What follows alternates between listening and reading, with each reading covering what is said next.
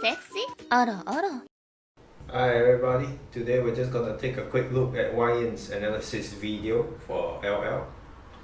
She's really lovely, haha.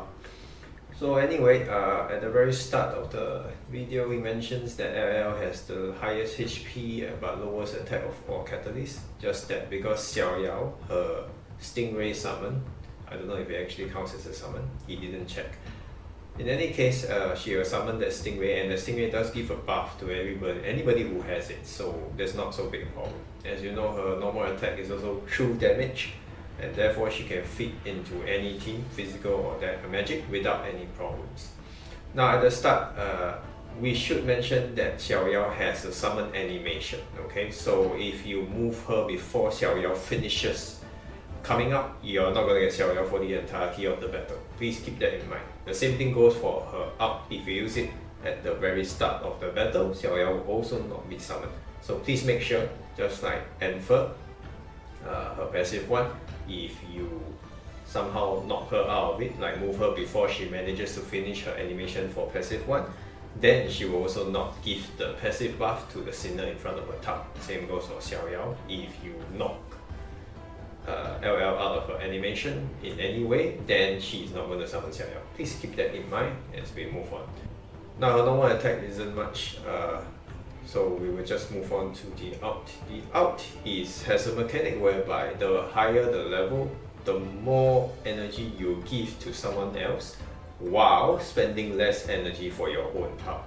That is to say, at level 1, she gains, she needs to use 33 energy to do 1 out, and she will only give 9 energy to whichever sinner she's going to use her out on.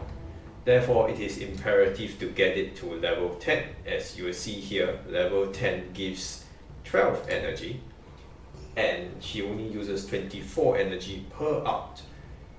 Coupled with the fact that she can charge her out 2 times, it's possible to give 24 energy straight to a single sinner, though that's probably not recommended because of the passives. This is an important point. This is really important as we should aim to get her out to the maximum level possible. Now her passive 1 gives a skill damage up to anybody who has Xiao Yao attached to them, which means when you use the out on the sinners, and the skill damage is pretty good. However, we would prefer that since we have 2 charges, right, you may want to give it, as Yyan suggests, to someone who is good at first doing single target DPS, probably a lot of burst damage on single target, before the second one being given to anybody who has like dot damage and the like, such as Yao, or long-term damage, which you require some kind of big burst skill damage but a long time to charge, such as Shalom. That's what he suggests. So aside from the first out use on them, they'll be able to get the full effect of the skill damage up from passive 1.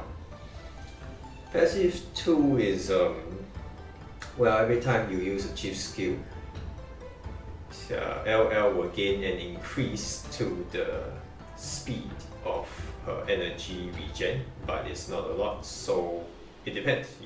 Do you want to like make use of it or not? And it's a fact that while it's not written here, there is a cooldown. You can't spam chief skill like 2 to 3 times in a row and hope that the thing will just keep refreshing. So you need to plan when to use it.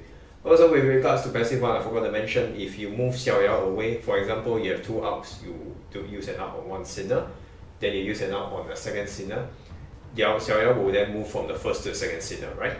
But the effect of passive 1 will last for another 5 seconds, so this is important to note during burst phases, especially in like TOA, when you're trying to use or give her buff to more than 1 sinner, and then at least for another 5 seconds after using the out on the second sinner, the first sinner will still get a skill damage up bar. Next is her ECB. It will just take, I think it's the current amount of all energy on the field of all the sinners there, and she will have a cap on how much she can obtain, and there is also a cap, a maximum on how much she can store. Now at ECB 1, she will get about 20% of all available energy on the field. and only be able to store up to 6 points of energy. This is on top of the out energy that you already give. So at level 10 out, you will be giving 12 plus a 6 if you have ECB1. So total 18 points of energy to whoever your call out is being used on. At ECB3, it will be about 40%, so she'll charge slightly faster and be able to store up to 8 points. So it will be 12 plus 8, 20 points of energy. Take note that if you use an up, all stored energy is immediately used and she will have to recharge from 0 all over again. So you can't spend this particular thing. You might want to plan when to use your ups, in particular during certain kinds of battles. Of course, ECB1 is just enough. You don't really have to raise to 3, though to see the full effect from this you might want to. Depends on if you have the soul ones. So next are her shackles. All of them are pretty good for her in some way, but obviously there are more important ones. Shackle 1 will give a further 4 points of energy for the out, so that's pretty good. It depends though, because it's not as important as Shackle 3 if you want to think about it that way. First, let's talk about 2 and 5. It's just energy regen speed per another 7.5% for each shackle. Pretty good for her since she requires the energy regen. Shackle 4, she'll gain 18 points of energy at the start of battle, so again that's pretty good since you'll be able to use her out faster. Now Shackle 3 is the most interesting one. At the start of the battle you gain another chief skill point. Yes, so you will start with 4 instead of 3 points. Now if you think about it, if you use last stand, especially in TOA, you'll be able to immediately use 2, or rather have 2 steps of last stands at the very start of the battle. That's pretty good. And additionally, for Shackle 3, every time that you use Chief Skill, all sinners on the battlefield will gain an additional 3% attack increase and will last for the entire battle. It will stack up to a maximum of 5 times. This is obviously a TOA thing, but yeah, a total of 15% increase, so that's really good. Okay. But the thing is, as Yyan also mentions towards the end of the video, and as I've already mentioned in my preview, she's way too close to the 2-year anniversary mark. So what he suggests is that you could draw just 1 copy, like I also suggested, or you could wait for her rerun to get a copy, or wait for her rerun to get shackles, up to you. Okay, I personally will be drawing for 1 copy, and anyway, we have like another 3 months at least before LL comes, and by that time we'll have all the information from the pre-anniversary and the anniversary events about who and what is coming up, so we'll be able to make a better decision by that time. Now for the Vibrant sets, Yyan suggests the energy sets, or Afterglow, or Justice, anything that can help you with the energy. You can even use Inversion and Tuning, so really that's up to you based off who you are using her in a team with and what other current brands are already being used for the other sinners in your team. Okay.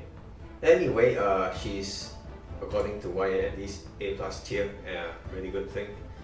And honestly, I would highly suggest that everybody get a copy of her, whether it's during the time when she first appears or her rerun, because she does bring to the table, as I've already said too in the preview, what no other sinner has been able to achieve in this particular aspect. So yeah, anyway, that's about it for this video. I hope I gave a quick summary of what Yyan said, because there are other more technical details that I'm skipping just for this video, which I'm sure translated videos will come out soon for his, and there'll be more information over the next few days from other places. But yeah, I hope this helps, and I'll see you in the next video. Sugar!